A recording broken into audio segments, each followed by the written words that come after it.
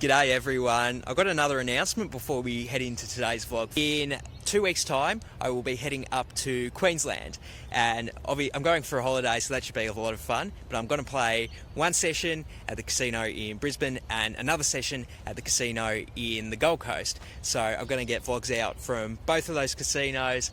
So if you're in the Queensland area, you'll see me making a vlog in about 2 weeks time.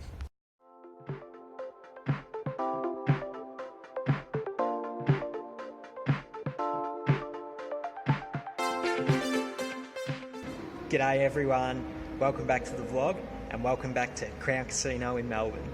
I arrived home yesterday morning from Sydney, had a lot of fun in Sydney, didn't play that much poker, but had a lot of fun otherwise. But now I'm back at Crown. Tonight it's back to my bread and butter game. I'm going to play a session of 2-5 here. Hopefully we can get some interesting hands to go over with you guys, but it feels good to be back to the game that I am comfortable and experienced in. And hopefully we can play our A game today, but even if we don't, we'll get out some interesting hand for you guys. So without further ado, let's get in the game.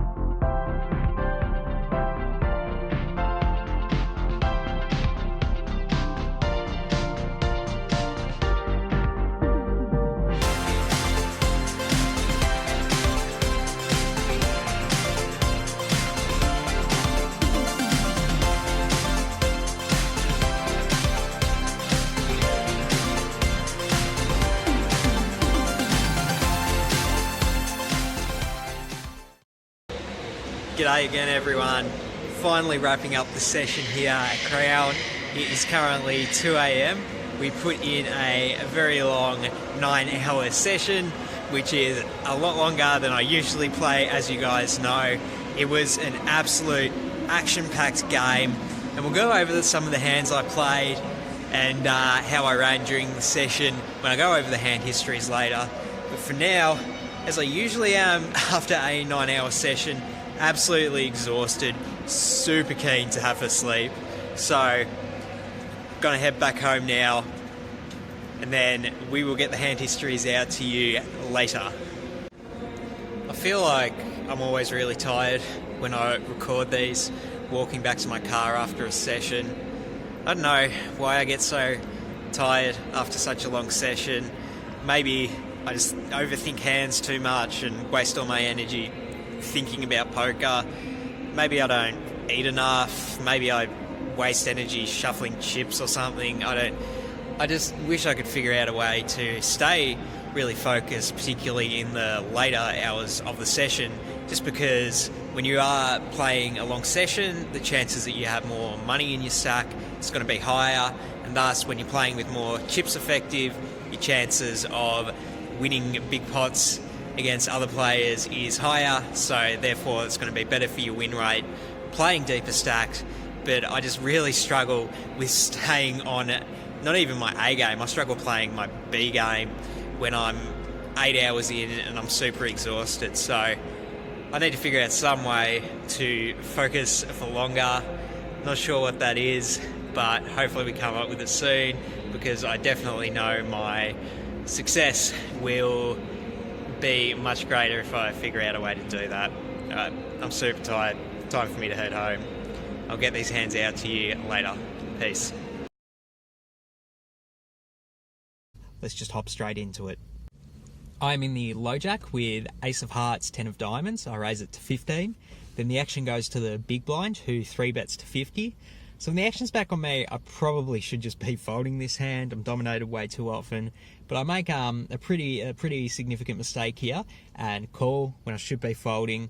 But the price was good, so I got a bit too tempted and made a mistake as a result. But regardless, we are heads up to the flop, which is Queen 9-8 with 2 hearts. So we have the gut shot to the jack as well as the backdoor nut flush draw.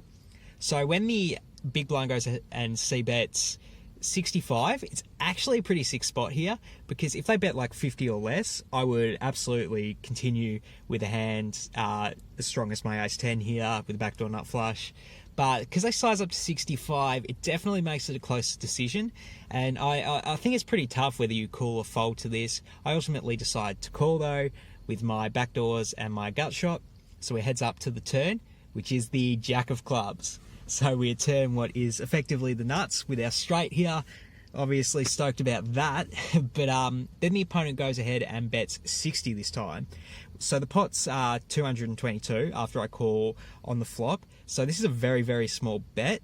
And I think if it's indicative of anything, it's that my opponent is very scared with their hand. So they still have, if they have a hand like ace queen, kings or aces, they might be betting this amount to sort of like see where they're at, and they're probably going to fold if I raise. So I actually think this would be a really good spot to raise as a bluff if I had a hand that was worse than one of those hands. But because I do have a hand much stronger than that, I actually decide to slow play and just call rather than raising for value here. I don't want to scare my opponent off, and maybe they think if I just call, that's weak, and they'll put in another bet on the river. But there's obviously merit to raising for value here with the nuts, as there always is. But I just call here, and we're still heads up to the river, which is the king of clubs. So we have the, not just the effective nuts, but the literal nuts here. And then my opponent does go ahead and bet again. They make it 70, another tiny bet. When the action's on me, I think I have no decision but to go all in here. I mean, I'm not, if my opponent did have pocket kings, they now have top set, but it's just like, I can't like min click and get called more often. It's just an easy all in, obviously with the nuts, and then my opponent snap calls. I show my ace 10 and then he mucks. So making the nuts and getting paid off. Running good so far in the session. The button opens it up for 15. I'm in the big blind with Jack 9 offsuit and I call. So it heads up to a flop, and it's an absolute banger of a flop. It is Ace Jack 9 with 2 hearts. So we flop bottom 2 pair. Obviously stoked with that. So I go ahead and check it to the pre-flop aggressor. He bets 20. I go for the check raise. I make it 70 and then he calls. Cool. So we're still heads up to the turn, and the turn is the 10 of diamonds. So obviously there's 2 flush draws out there. I lose to like ace 10, jack 10, king queen also. I think my opponent has a lot of that they're going to bet call with on the flop. But obviously there's some worse hands we can get called by, like things like pairs plus a flush draw, ace king, ace queen, maybe even like a worse ace that wants to hero call. So I go ahead and bet 170, but then the button actually raises. He makes it 350.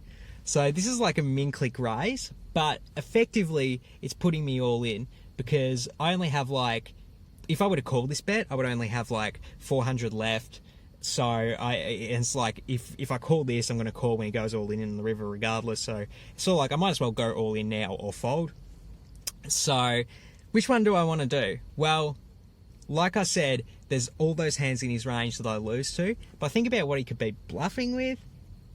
I'm kind of drawing a blank, unless he is turning one of those pair plus flush draws into a bluff raise. I beat that, but I think that's kind of unlikely. I think he's more inclined to call with those hands. So I actually go ahead and lay down the jack 9 here, even though I'm getting such a good price. Didn't feel good to lay down the 2 pair in the moment, but I'm pretty happy with my decision, and I do actually have some stronger hands in my range that I can defend with. I have some king queens myself. I have pocket 9s, I have ace jack, and I think those hands are much better to call with than the jack 9. I am in +2 with pocket 5s. There's an open from +1 for 20, and I decide to call. I think folding would also be a fine move here, but I'm pretty happy to play a hand like pocket five, so I do call. And the action gets back to the big blind, who calls as well.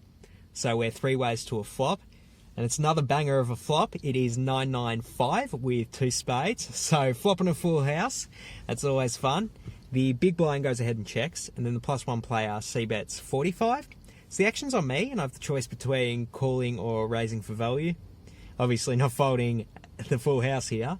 And I actually decide to just call. If my opponent is betting an overpair or like nut flush draw type hand, I'm very happy for them to continue barreling on the turn. Or if they have a flush draw and they get there on the turn, obviously that's going to be great for us because they're pretty much drawing dead to our full house.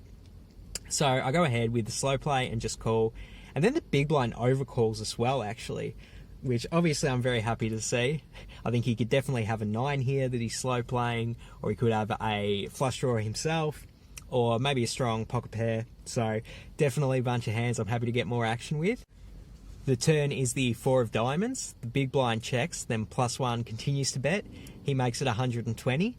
Then I have the same choice I did on the flop between raising or just calling. And I actually really like to continue to trap here and just call. That's what I do. I just call. I definitely want, if the big blind did overcall with a flush draw, I definitely want them to overcall again to try and hit, because if they hit, that's going to be great for me. I could like almost definitely stack them. So I'm very happy for them to just keep the big blind in the pot by calling. I do think there is some merit to raising here. The +1 player is showing a lot of strength by betting twice. So definitely a lot of merit to trying to stack them on this street, but I do trap, and then the big blind folds, unfortunately. So we are heads up to the river, and the river is the 8 of diamonds. So a little bit of concern that we lose to 9-8 now, but not too much. So the big blind goes, the +1 player continues to bet again, and he bets 100. This is a much smaller bet considering like the size of the pot, so not quite sure what to make of it, but obviously we've trapped for this long. We're going to go all in with our full house. I rip it in for 365, and then my opponent tanks for a bit before eventually calling.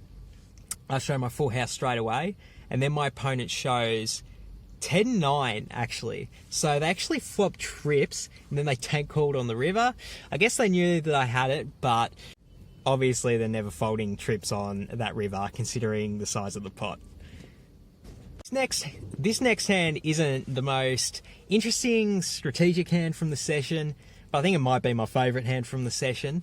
And under the gun player raises to 20, then I'm on the button with pocket jacks. I 3-bet it to 70. Then the big blind, who started with about 400 in their stack, 4-bets to 200. The under the gun player folds. Action's back on me.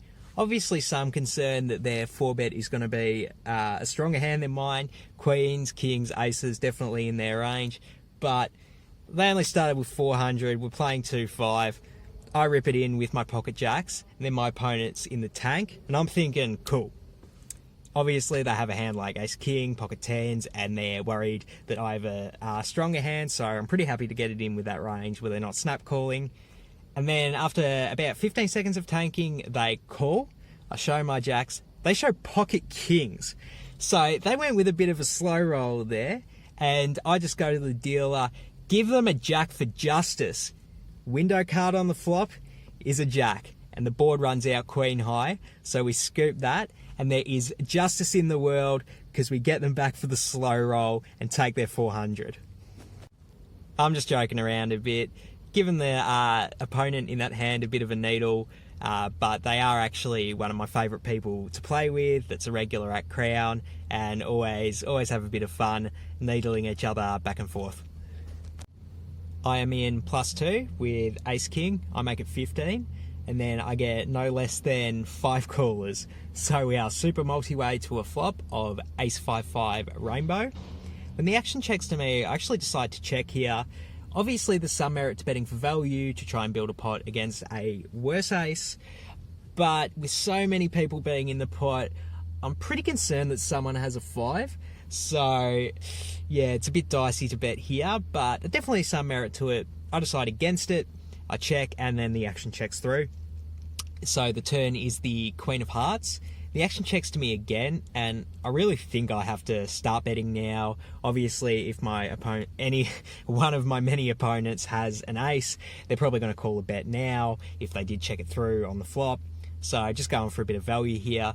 I bet 50, and then I get one call from the cutoff. Then the small blind actually raises to 160, and then the big blind goes all in for 265. Wasn't expecting any of that. So when the action's back on me, obviously I'm pretty concerned that one of these two players, either the small blind or the big blind, set the trap with a 5 and checked it twice. So I actually go ahead and fold. Oh, also, by the way, I lose to ace queen as well. Also potentially another hand, maybe that hand was squeezed pre-flop, but it's definitely somewhat possible. So I actually just go ahead and fold my ace king here. Then the cutoff folds, and then the small blind hits the tank for a bit before showing the ace of diamonds and then folding face up. Just the ace of diamonds, and they mark their other cards. So I actually had a better hand than them. We don't get to see what the big blind has, they just mark. But considering that the small blind only had the ace of diamonds, I actually think there's a pretty decent chance I folded the winner here. We'll never know, because we didn't see what the big blind had, but definitely possible that they were just shoving a worse ace since they were kind of short stacked and there was already so much money in the pot. Yeah, not quite sure about this spot, whether I should be calling or folding. G'day guys, I had to hop out of my car for a bit to go use the toilet, but we've got another hand for you now. I'm in the cutoff with ace queen. I make it 15. I get a call from the button and the big blind. So we're 3 ways to a flop of ace jack deuce, a rainbow. The action checks to me. I go ahead and bet 25. Then the button calls and the big blind folds.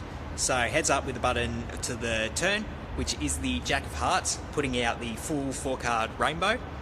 The action's on me, and I think I have a pretty interesting decision between checking and betting here. Obviously, betting is good to get value from worse aces, but this jack, it's going to be a bit better for the button, so maybe I should check to them to play a bit of pot control and potentially induce a bluff on a card that's going to be better for the button's range. I go ahead and bet, going for that value. I make it 55, and then the button raises to 170. Obviously, and not loving that, my opponent could definitely have a jack that they call with on the flop. Also, potentially, if they did have a stronger hand like pocket deuces, I definitely think they would slow play on a rainbow flop like that. So definitely a lot of stuff we lose to here, but not quite ready to fold the ace queen just yet. I throw in the call, and we are heads up to the river, and the river is a very unconsequential 8 of diamonds. So I go ahead and check it to the turn aggressor, and then he goes ahead and rips it all in for 440, which is a very slight overbet of the pot, and the action's on me. It's a pretty gross spot with ace queen, to be honest, and I actually think it's a good spot to fold the ace queen. I definitely concerned my opponent has a jack or pocket twos, and if they are bluffing with a hand like king queen potentially, I have a queen in my hand, so that actually makes it less likely that they are bluffing with king queen or queen 10, etc. So I think this would be a prudent spot to lay down the ace queen. I don't do that though. I make a mistake and I call. I thought this opponent, I played with this opponent a lot, and I've definitely seen them get very tricky with different lines, and I definitely think they might have some bluffs in their range, but don't think they have enough for me to profitably call with the ace queen here. So I'll make the mistake and call, and then he shows queen jack of spades. So he called the flop with the backdoor flush draw and middle pair, and then turn trips and got max value from me. I said the pocket jacks hand was my favourite hand of the evening. The ace queen is definitely my least favourite. I'm definitely kicking myself for calling. I think that's a big mistake. And you know, when you make big mistakes in poker, sometimes they cost you a lot of money. It's actually pretty nice outside here, so I think I'll finish off this last hand out here. So I'm in the low jack with king 10 of hearts. I make it 15.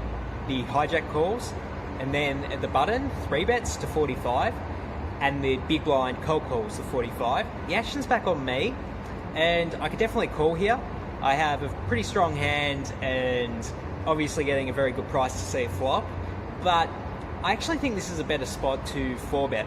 And the reason I think it's a better spot to 4-bet is the button has been showing some very speculative hands that he's been playing aggressively pre-flop, so I definitely think I'm going to get a lot of folds with a 4-bet here, just because his range of hands is going to be not very strong. And additionally, he only made it like 45 over 2 callers. Like, if you did have a really strong hand like aces, wouldn't you want to bump it up and make it like more, you get more value with your aces? Like, it's just not a strong hand that often. So I think I have a lot of fold equity if I do 4-bet here. This is what I do. I make it 200, and then the hijack folds, and the button actually calls, which is super interesting because he only started with 500, so he's only going to have 300 after he calls, which is definitely something I'm going to consider moving forward in the hand. The big blind folds, so I'm heads up with the button to a flop of 9-8-4 rainbow. Pretty big whiff for us. We do have backdoor straight draw, backdoor flush draw, but I think I want to give up my bluff here. When my opponent does call the 4-bet, they've got to have something right, like an ace high or a pocket pair. Like, I just don't think I can get a better hand to fold by moving all in. Definitely can't get a worse hand to call, maybe like Jack 10, but yeah, I just decide to give up here. But the button actually checks back, so we're still heads up to the turn, which is the 4 of diamonds. It goes check, check again, and then the river is the king of diamonds, so we do river top pair, but I think it's a bit too thin to bet for value here. I can't see, if he does have like a hand like an ace high, I don't think that's going to call on this river, or a pocket pair is going to call on this river. They've got to be worried I have ace king.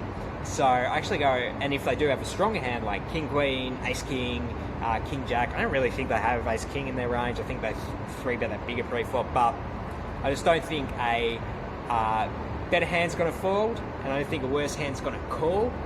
So obviously that would make it a really bad all-in. I just check, and then my opponent checks back. I show my king 10, and it's good. So I kind of assumed we needed the king to get there on the river, so I'm going to count that last one as run good. Ended up buying into the session for 600 and leaving with 938. So it's a good win, 338. Definitely better than a loss, but was very disappointed with some of the decisions I made. I could have left with a much higher profit if I'd have played better. Which brings me to my gameplay grade for the session, and I'm going to give myself a C for this session.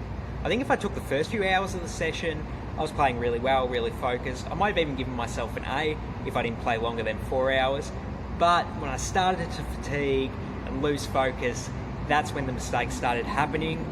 Obviously the ace queen hand was the most egregious mistake, and if I was ranking hands individually, that hand's gameplay would absolutely be an F. I am really kicking myself for how I played it, and obviously got maximum punished, losing a massive pot because of the mistake. So yeah, just very disappointed with that hand in particular. And I think there's just something about playing shorter sessions where I play better, and I just really need to figure out how to stay focused and play my best game possible after that 4-hour mark. So that's going to wrap up the vlog for today, guys. Thank you so much for watching. A bunch of people have been coming up to me in the casino, have been hitting me up online, telling me that they love the vlogs, and I always appreciate that. That definitely makes me happy when I hear it. So thanks for you guys. Thanks for watching. Please hit subscribe to get my new videos as they come out. I'm absolutely banging them out. Still got the Queensland trip coming up, where I'm going to do at least 2 vlogs from a new casino. Obviously going to be playing in Melbourne in the meantime, Crown Casino home game, so plenty more vlogs to come out for you guys. So subscribe to make sure you get them. Follow me on Instagram @LeeBets for those interactive hand histories. Plus I always post when I put up a new vlog there, so that's another good place to check for it as well. Thanks for watching. Peace.